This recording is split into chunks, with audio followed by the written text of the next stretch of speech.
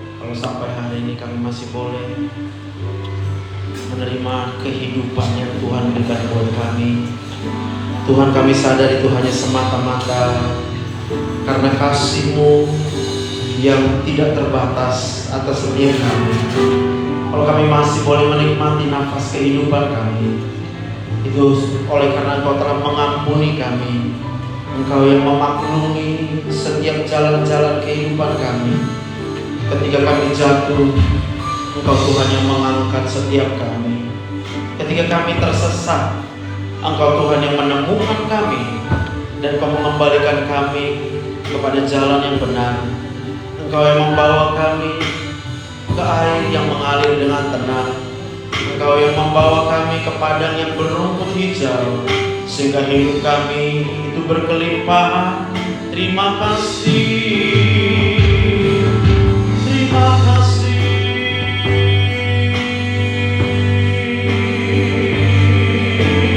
Ya Tuhan, apa yang dapat kami berikan kepadamu Tuhan,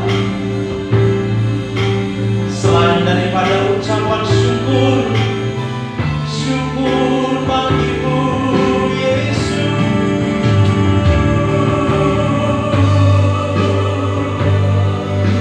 Haleluya. Sebagaimana kami adanya sampai hari ini, oleh karena penyertaan Tuhan, oleh karena Tuhan yang tidak pernah meninggalkan kami, Tuhan tidak pernah mengabaikan kami, senantiasa menolong kami. Haleluya.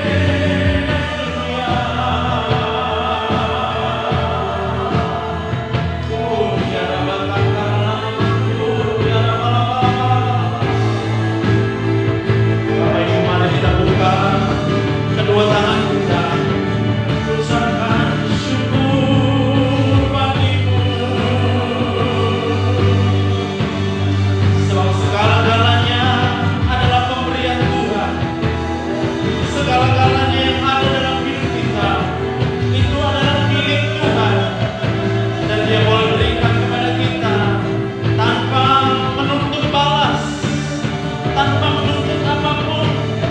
Terima kasih.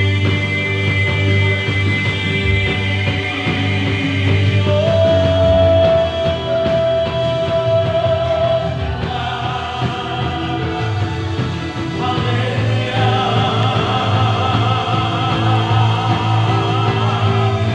Haleluya. Mari sembah Tuhan, sembah pujian kami. Kami mengaku dengan segenap hati dan pikiran kami. Kami mengaku dengan segenap jiwa kami. Sungguh Engkaulah Allah kami yang menciptakan langit dan bumi. Allah Israel, Allah Yakub, Allah Abraham. Oh ya,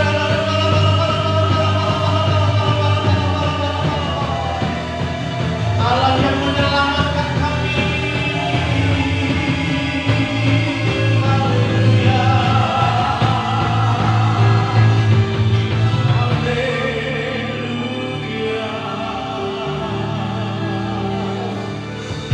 Terima kasih Tuhan. Mari buka hati kita. Terimalah Roh Kudus menyembuhkan hatimu yang terluka. Terimalah Roh Kudus menenangkan jiwamu saat ini juga.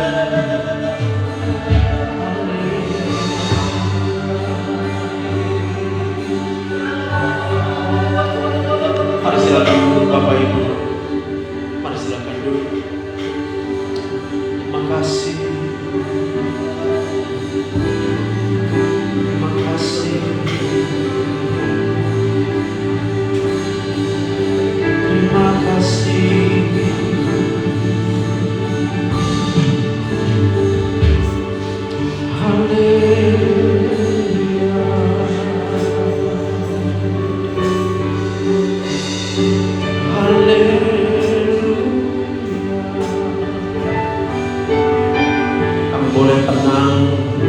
hadirat-Mu ya Tuhan.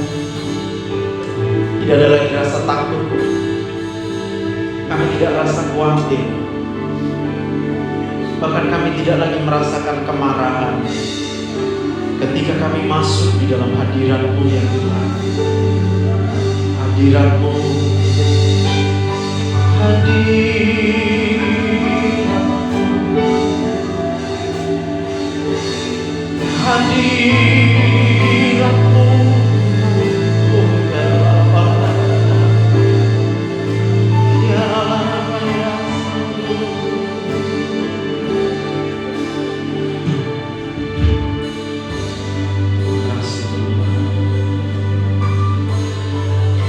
terima kasih. Setiap ucapan syukur kami itu kami persembahkan kepada-Mu. Oleh karena kami terlebih dahulu menerima semua yang baik yang Tuhan telah sediakan buat kami. Kami tidak pernah melihat hal yang jahat yang Tuhan berikan buat kami. Semuanya baik. Semuanya mendatangkan kebaikan bagi setiap kami. Itu sebabnya kami masih hidup sampai dengan hari ini. Terima kasih. Terima kasih. Dan saat ini kami mau duduk diam di hadirat-Mu Tuhan. Kiranya Engkau berbicara bagi setiap kami. Bukakan mata rohani kami. Bukakan telinga rohani kami. Kami berdoa biarlah kiranya Roh Kudus menyingkapkan segala sesuatu yang masih terselubung. Roh Kudus memberikan pemahaman bagi setiap kami. Urapi hamba-Mu Tuhan. Hamba berserah sepenuhnya hanya kepada-Mu, bukan dengan perkataan, pikiran daripada manusia, tapi kuasai segenap hati dan pikiran hamba-Mu ini. Biar hanya isi hati Tuhan yang disampaikan di tempat ini. Di dalam nama Tuhan Yesus, semua kita yang bersyukur, berterima kasih kepada Tuhan, sama-sama kita katakan amin. Amin. Boleh berikan tepuk tangan.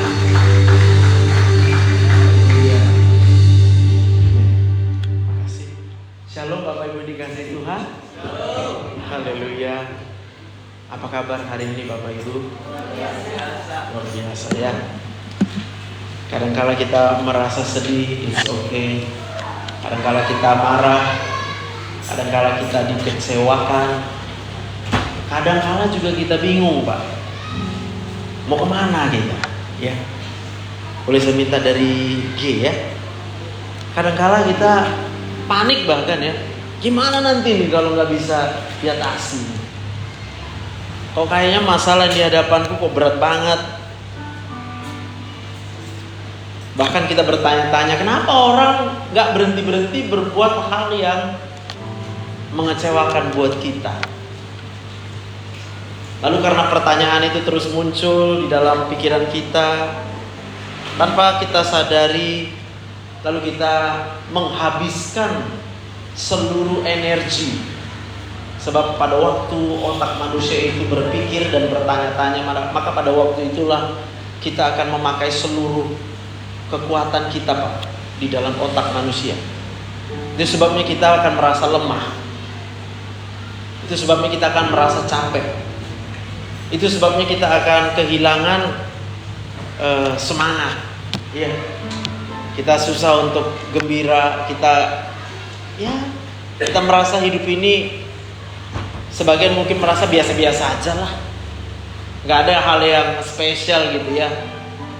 Kita merasa hidup ini bahkan menjenuhkan, bosan, gak tahu mau ngapain. Tapi puji Tuhan, kalau hari ini kita masih ada sebagaimana kita adanya, itu semua hanya karena kasih karunia Tuhan, hanya karena kebaikan Tuhan. Boleh kita berikan tepuk tangan buat Tuhan. Saya berdoa supaya kita menjalani hari-hari kehidupan kita tidak mengandalkan kekuatan kita, sebab kita manusia. Saya manusia, Bapak Ibu manusia, pasti terbatas. Tapi apa yang mau kita kerjakan adalah kita menjalani hidup dengan kekuatan dari Tuhan. Kita angkat satu lagu pujian. Bukan dengan kekuatanku ku dapat jalani hidupku tanpa Tuhan yang di sampingku. Ku tak mampu sendiri. Engkaulah kuatku yang menopangku.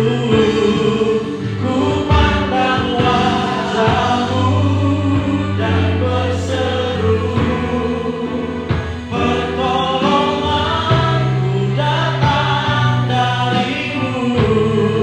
Peganglah tanganku, jangan lepaskan. Kaulah harapan dalam hidup. Katakan ku pandang wajah-Mu.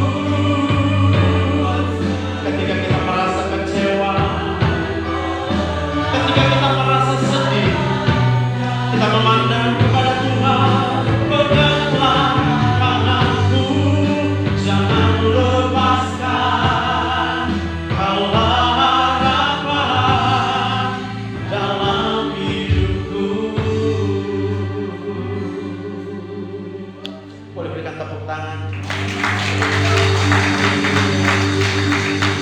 It's okay. Lagi capek, kita bisa tetap melihat sama Tuhan. Waktu kita jenuh, percayalah, Dia adalah Allah Immanuel yang selalu beserta dengan kita, dan Dia ada saat ini bersama dengan kita. Katakan amin. Tepuk tangan buat Tuhan.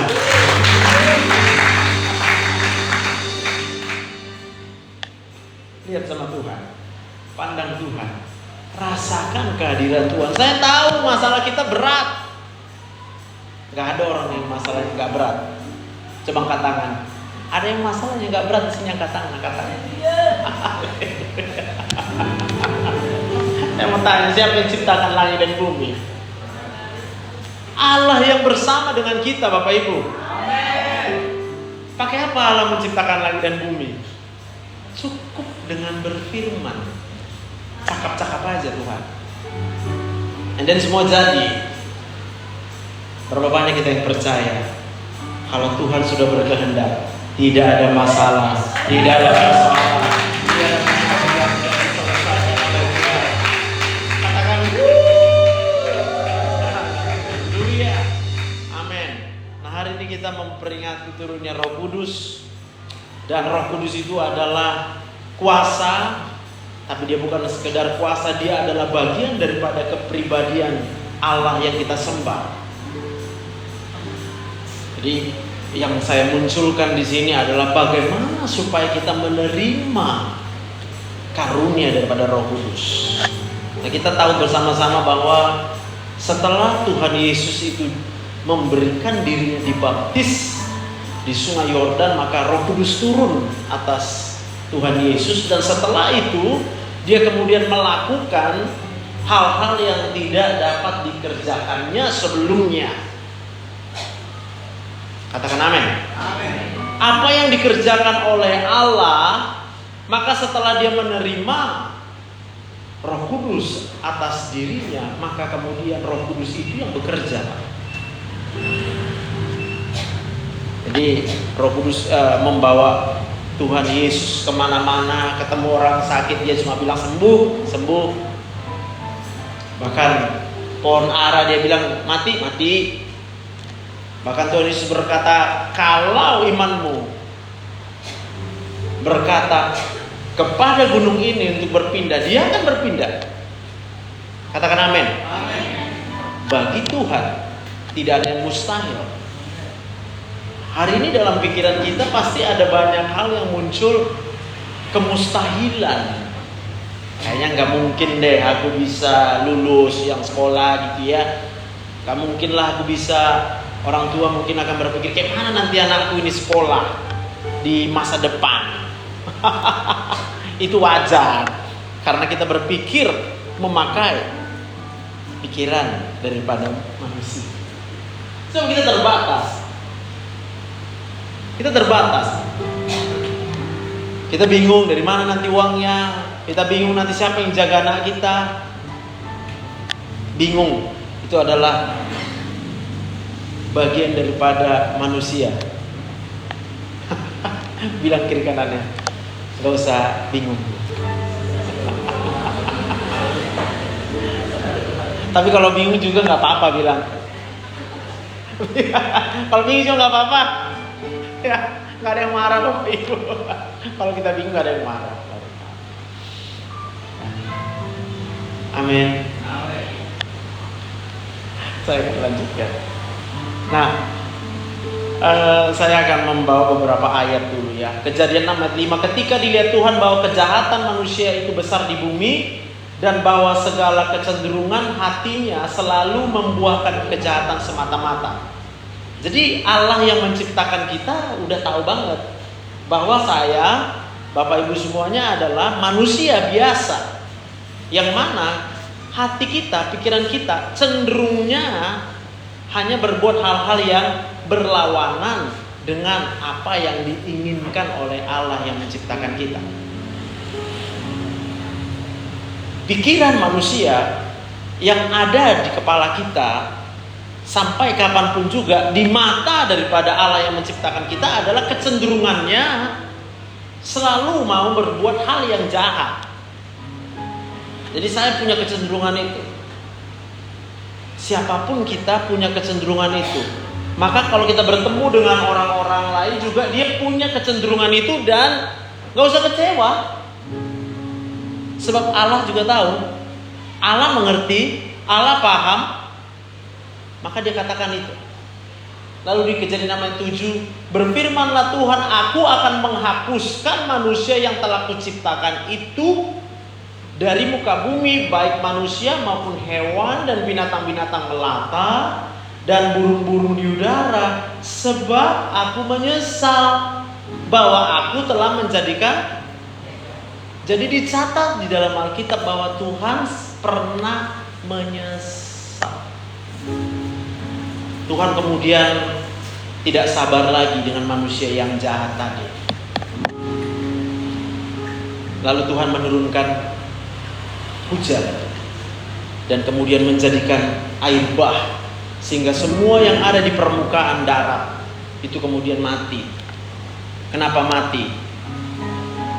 Karena Tuhan gak sabar lagi sama manusia.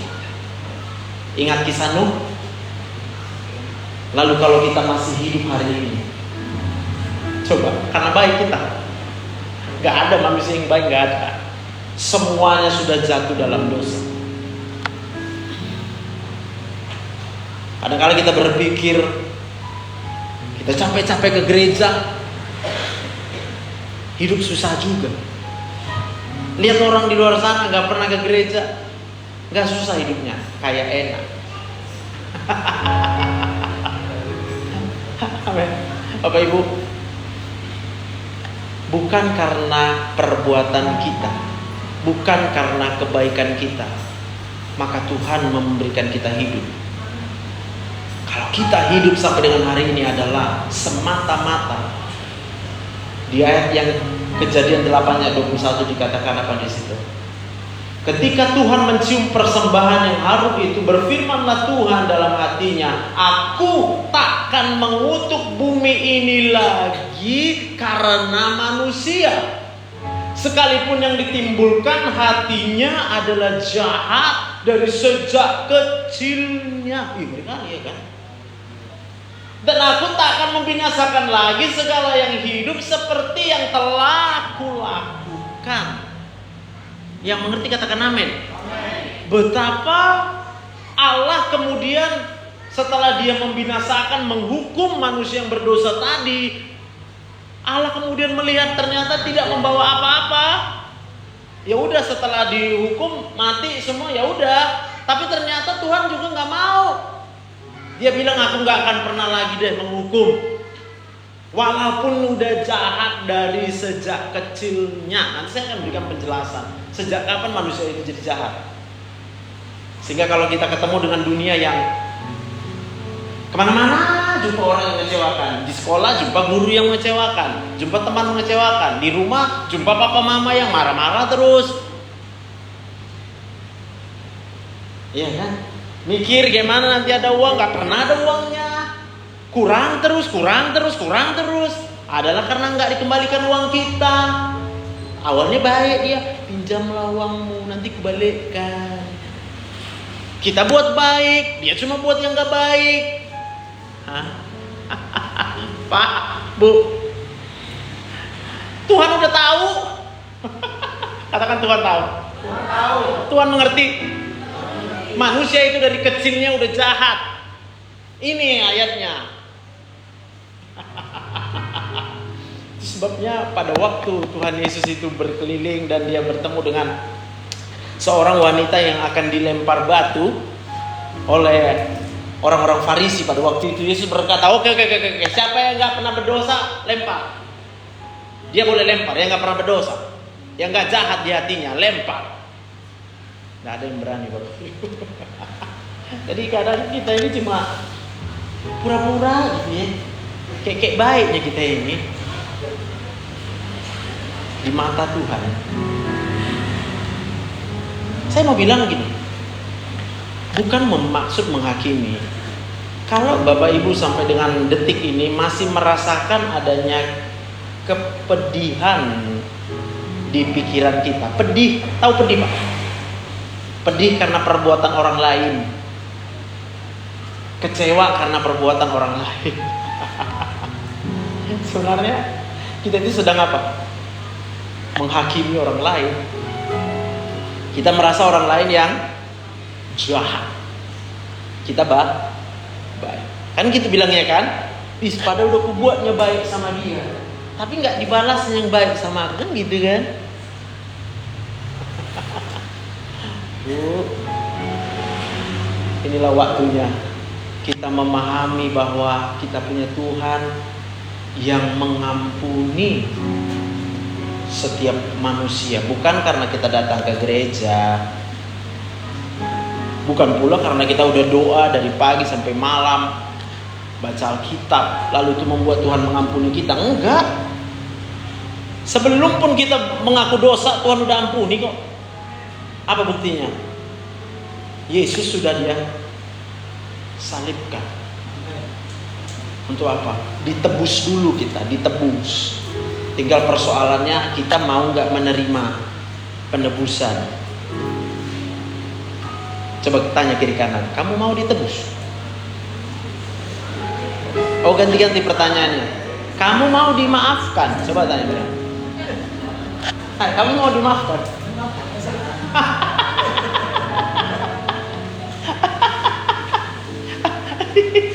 Mau dimaafkan?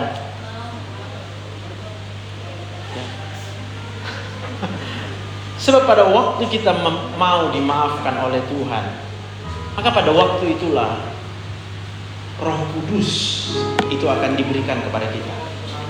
Tepuk tangan untuk Tuhan kita.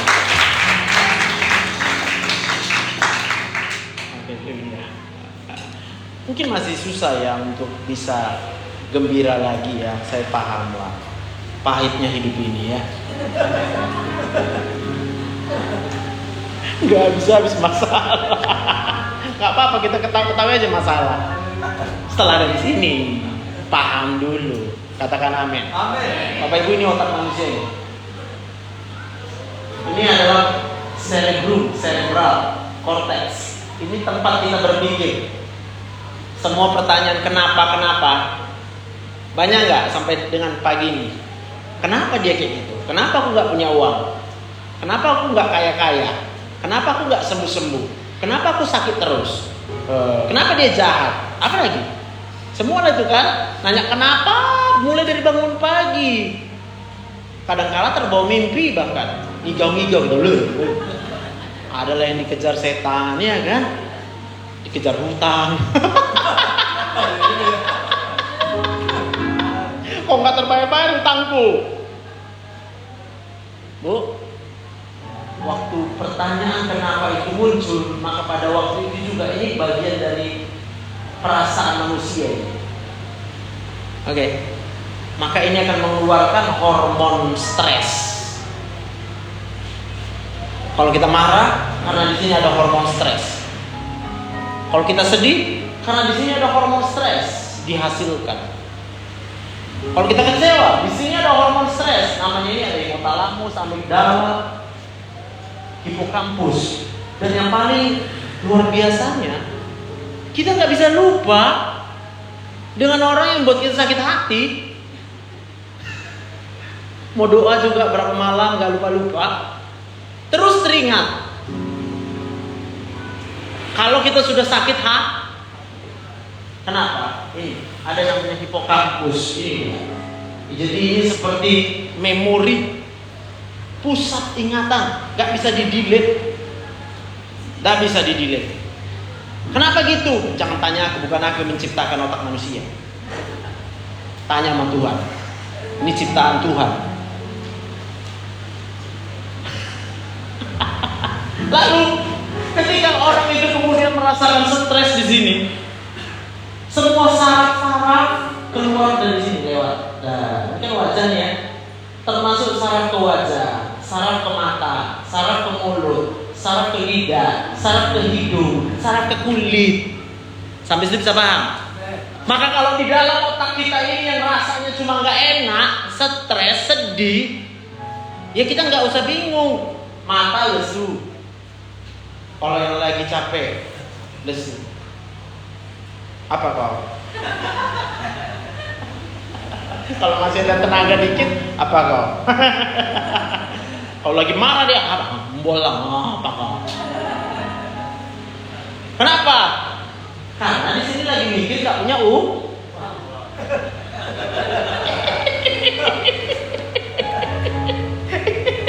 Karena di sini lagi mikir kok jatuh ya sama aku. Maka kita jadi sarafnya masuk ke mata. Hah? Lalu ada saraf yang ke lidah kita. Lidah buat apa? Mengecap kan? Kalau kita lagi dipahitin sama orang, lidah rasanya apa? Ya pahit Bapak Ibu. So kalau kita rasa kayak nggak selera aku makan, pahit semua aku rasa. Jangan-jangan di otaknya lagi nanya apa itu? Kenapa suamiku kayak gitu?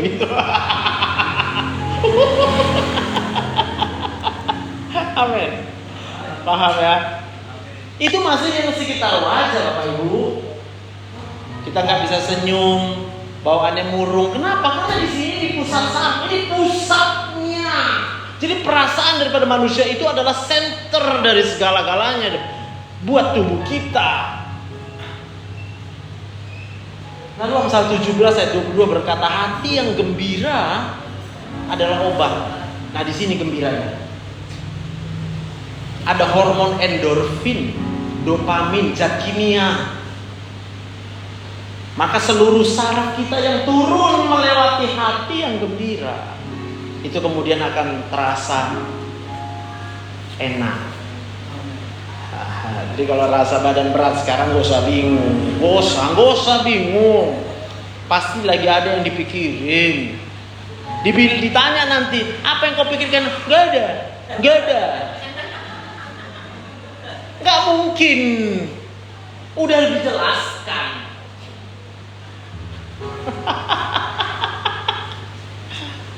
Jangan sampai nanti buka otak aku katanya, mati kita nanti untuk membuktikan itu.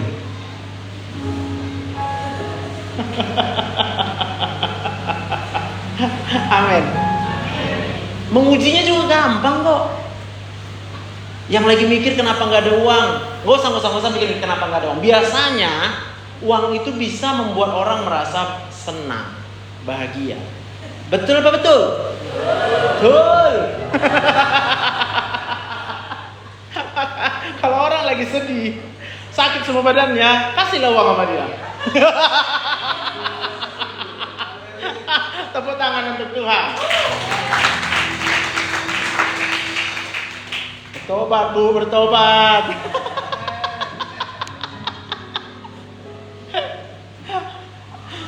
Amin. Kami nggak tahu Pak, sebagai dokter saya nggak tahu apa yang Bapak Ibu pikirkan. Saya nggak tahu. Yang saya tahu cuma satu hal. Yang namanya kita sedang berpikir, lalu membuat kita menjadi kesal, marah, sedih dan segala macam karena jawabannya nggak ada. Kita nggak dapat solusi. Benar nggak? Mana ada solusinya? Kok dia jahat sama aku? Mana ada solusinya itu? Ya memang jahat lah kita bilang kan. Lalu kita menjadi menghakimi. Waktu kita menghakimi seseorang, tahu apa yang terjadi? Dia tambah jahat, tambah baik. Tambah jahat. Itu sebabnya Tuhan ketika dia menjatuhkan penghakiman atas manusia yang berdosa pada waktu zaman Nuh, dia binasakan semua. Udah dikasih tahu lagi, kan dikasih tahu kan Pak? Nuh, bilang sama semua manusia ya, aku mau menghancurkan dunia ini. Kalau mau bertobat, masuk ke kapal yang kau buat supaya selamat. Kan dikasih tahu Nuh, Hei, siapa mau selamat? Siapa mau selamat masuk ke kapal ini? Apa jawab orang? Udah gila dia.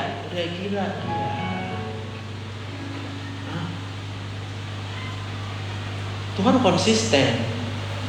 Lalu Tuhan hukum. Tahu nggak? Tuhan sadar penghukuman itu tidak akan membuat orang bertobat. Itu sebabnya dia berikan kasih karunia. Tapi tidak hanya kasih karunia. Manusia tidak bisa mengandalkan kekuatannya dan pikirannya untuk jadi selamat. Karena kita semua sama-sama tersesat. Apa buktinya kita tersesat? Ada yang tahu hari besok? Bapak Ibu yang dikasih Tuhan, gak ada yang tahu hari besok. Bahkan 5 detik dari sekarang pun aku gak tahu entah masih hidup atau enggak, juga gak tahu. Terus aku tahu mau ngapain? Aku gak tahu. Aku hanya bisa menjalani waktu demi waktu yang Tuhan berikan sampai dengan hari ini. Udah itu aja. Present time. Present. Hadiah. Kalau dalam bahasa Inggris ya. Bisa paham ya? Kenapa Tuhan beri itu? Karena Tuhan mengampuni kita. Dia paham benar. Ini manusia gak bisa menyelamatkan diri sendiri. Dia harus ditolong. Siapa mau ditolong? Angkat tangan. Iyalah, puji Tuhan. Tepuk tangan untuk Tuhan. Siapa perlu ditolong? Angkat tangan. Siapa perlu ditolong? Angkat tangan. Nah kan kok berat? Ada yang salah dengan pertanyaan. Kan mau dikasih yang baik kan? Ya sama kayak si Nuh tadi. Siapa mau selamat? Naik ke kapal. Lalu sebagian akan, tapi enggak di sini. Siapa yang butuh pertolonganmu? Dengan lain kata, aku bisa kok. Aku nggak perlu pertolongan dari lu. Kadang-kadang Tuhan udah menolong kita, tapi apa yang kita lakukan? Kita masih juga mengandalkan kekuatan kita. Tuhan udah mau tolongin kita, tapi sibuk terus kita apa? Ngapain? Mikir-mikir, kayak mana nanti? Kayak mana? Ya ngapain mikir kayak mana nanti? Jawabannya cuma pertolongan dari Tuhan itu pasti tepat pada waktu. Masa sih amin. Nanti masih bingung. Kapan ya? Kok belum ada pertolongan Tuhan ya? Kayak mana Tuhan mau tolong? Karena kita pun tidak memberikan diri kita untuk ditolong oleh Tuhan.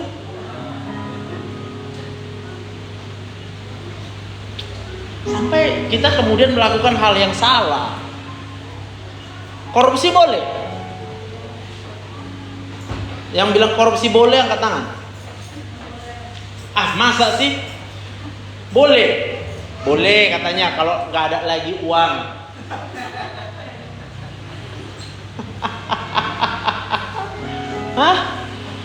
Bekerja setengah hati boleh Pak. Lemas-lemas boleh, kita kerja lemas-lemas. Nanti ada orang minta tolong sama kita. Apa? Aku juga capek. Kalau kau nggak bayar aku nggak kasih. Boleh gitu Pak? Boleh. Ya boleh karena kita lagi Pertanyaan kenapa kita capek? Karena kita berusaha memakai kekuatan kita, pikiran kita.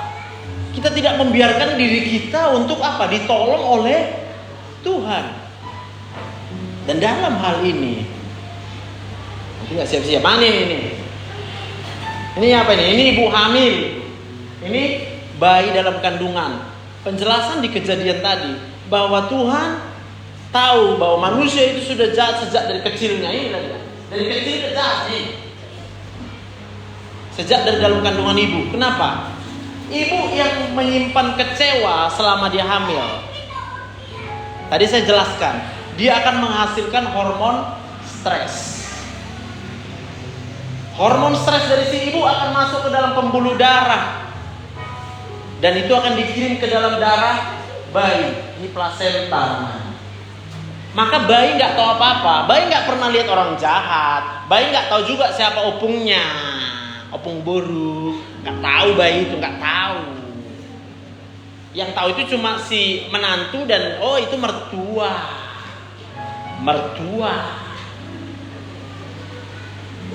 Bayi juga nggak tahu, nggak ada duit Kak. Mana tahu kita. Tapi kemudian si ibu yang sedang hamil tiap hari mikir kayak mana ini nggak ada uang nanti, aduh.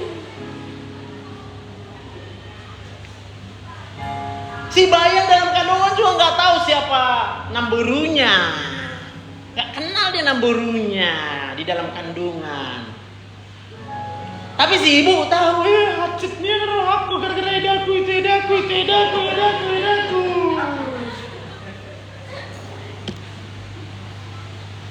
Lalu kemudian hormon stres tadi akan masuk ke dalam otak bayi, maka tersimpan di dalam kepala bayi itu segala hal yang mengecewakan tadi. Kalau dalam kadar yang sangat berat, Bapak Ibu, bayi yang stres ini juga akan menghasilkan hormon stres. Lalu itu akan dikirimnya balik ke mamanya. Maka sering nanti kita jumpai ibu-ibu, aku nggak ada ngapa-ngapain tapi sedih gue rasa. Kenapa? Karena dia sedang menerima hormon stres dari anak yang dikandungnya. Semua paham Bu, gak ringan memang. Hamil itu berat sekali, berat. Ini siapa sih anak-anak? Seberani itulah. Mama kita itu ya, satu kali dia disakiti, 3 kali dia rasa sakit. Yang pertama dari orang yang menyakiti, yang kedua dari kita. Di dalam kandungan, mana tahu kita berdoa dan Roh Kudus di kandungan. Mana tahu kita mengampuni. Mana tahu kita mengampuni di kandungan. Tahu? Ibunya tidak mengampuni, bayinya nggak mungkin mengampuni. Berarti bayinya juga sakit hati. Lalu dia kirimkan hormon sakit hatinya sama mamanya. Maka ibunya bisa 2 kali, 3 kali lipat sakit hatinya. Dalam taraf yang ringan, gejalanya ngidam, pengen yang aneh-aneh. Tujuannya apa? Karena itu yang bisa mengobati hatinya. Kubuktikan dulu suamiku ini sayang nggak dia sama aku, ya kan? Kau beli dulu ini ya, nanti jam 1 pagi. Dia nggak perlu bilang, kalau kau beli aku jadi senang. Nggak perlu dia bilang, dia nggak perlu bilang itu. Dia cuma bilang, kau beli. Awas kalau aku beli. Muntah-muntah dia. Kenapa? Ngidem. Tapi kalau udah parah sekali akan muncul apa? Baby blues syndrome. Gejala bayi biru. Kenapa biru? Dia melihat bayinya begitu bencinya ketika dilahirkan. Benci dia. Kenapa? Karena udah terlalu banyak stres yang dikirim kepada bayinya tadi. Maka semua manusia yang lahir dari kandungan ibunya pasti lahir dengan rasa sakit. Karena rasa sakit di otaknya tadilah, kita ketemu dengan berbagai ragam anak-anak. Ada yang tarafnya bandel dikit, tapi nggak ada yang nggak bandel, pasti bandel semuanya anak-anak. Namanya anak A. Ada bandel menengah, ada bandel tingkat tinggi. Kalau yang bandel kali yang nggak mau mendengarkan, itulah yang kita lihat sekarang, autisme. Anak autis. Kenapa? Ini anak yang sudah memutuskan dia nggak mau tahu dengan dunia luar, karena dia tahu dunia luar itu hanya menyakitinya. Saya, kalau yang bandel-bandel dikit, ya kayak kita inilah. Waktu udah besar gini jadi bandel ya kan Pak?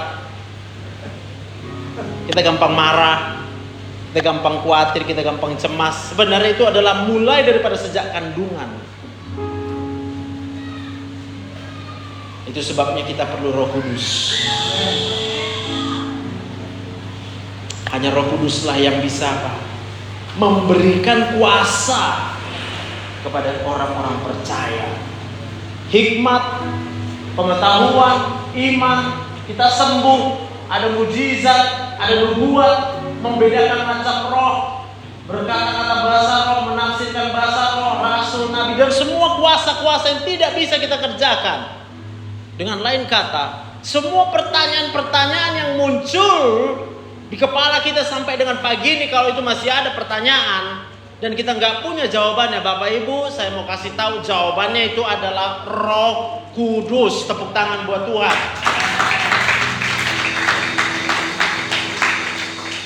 Dokter boleh berkata penyakitmu nggak bisa sembuh, Roh Kudus bisa menyembuhkan. Amin. Orang boleh berkata nggak ada masa depan anak kau, Roh Kudus memberikan pengetahuan, hikmat, semuanya. Orang boleh bilang suamimu itu jahat nanti terus, Roh Kudus akan membuat dia bertobat. Tepuk tangan buat Tuhan. Amin. Siapa suaminya nggak mau gereja? Katakan. Gak usah masa. Nanti aku dimarahin suaminya. Gak apa-apa. Bu, Ibu perlu ditolong oleh Roh Kudus. Yang lagi sakit hati, yang lagi kacau perasaannya, Ibu perlu ditolong Roh Kudus. Apa yang hilang dari hidupmu, apa yang terambil dari hidupmu, di dalam nama Tuhan Yesus, oleh kuasa Roh Kudus itu bisa dikembalikan pada waktu yang tepat, dengan cara yang tepat. Tepuk tangan buat Tuhan. Jadi kenapa orang buat jahat? Karena sakit otaknya, iya kan? Paham? Kenapa orang buat jahat? Karena otaknya sakit.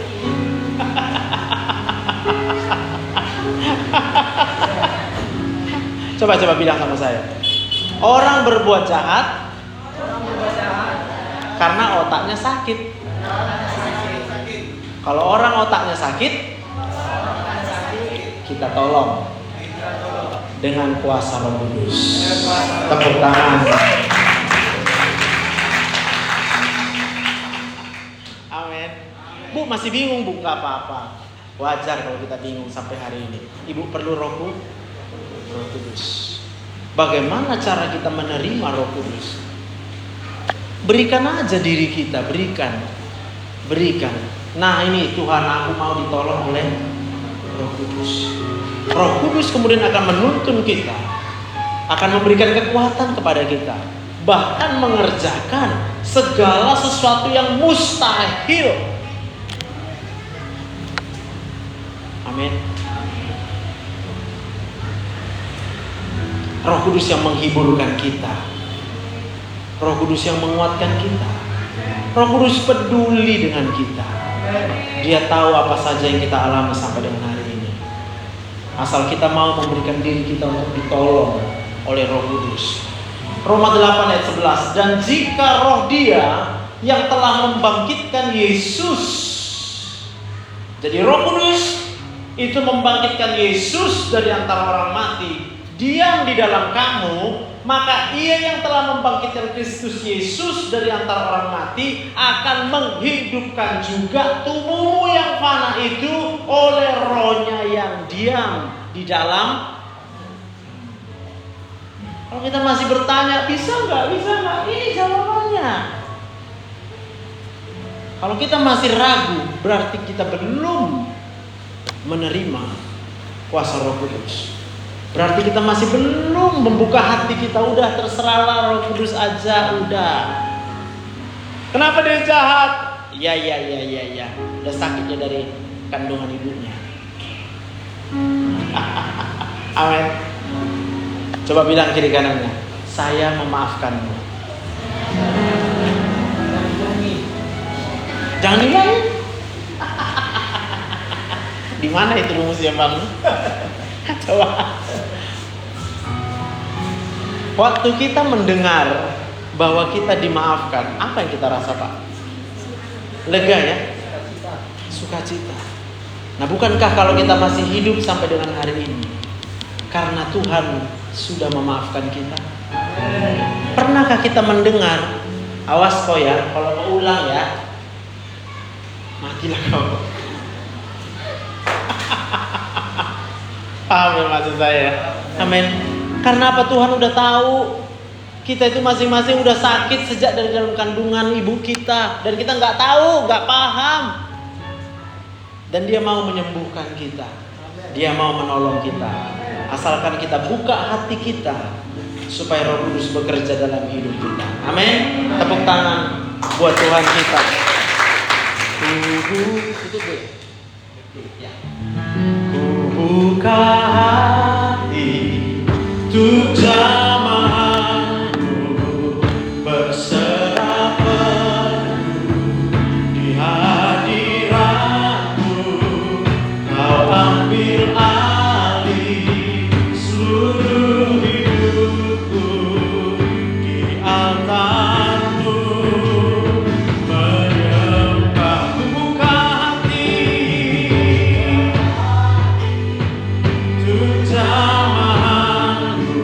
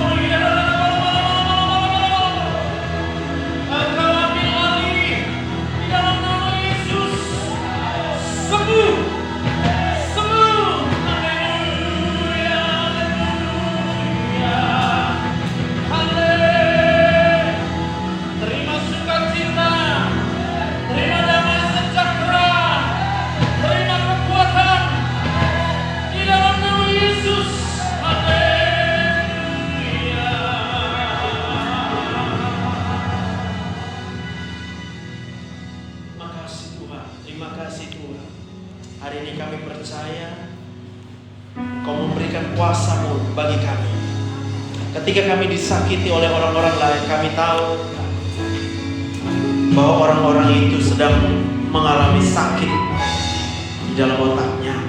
Kalau hari ini kami telah disembuhkan oleh Roh Kudus, maka kamu memberikan dirimu untuk menolong orang-orang yang sedang sakit. Buka hatimu, katakan, Tuhan aku mau, Tuhan aku terima. Hari ini juga segala sakit hatiku, segala kemarahanku, segala kekecewaanku, segala ketakutanku, segala kekhawatiranku, semuanya telah digantikan oleh kuasa Roh Kudus, mujizat Roh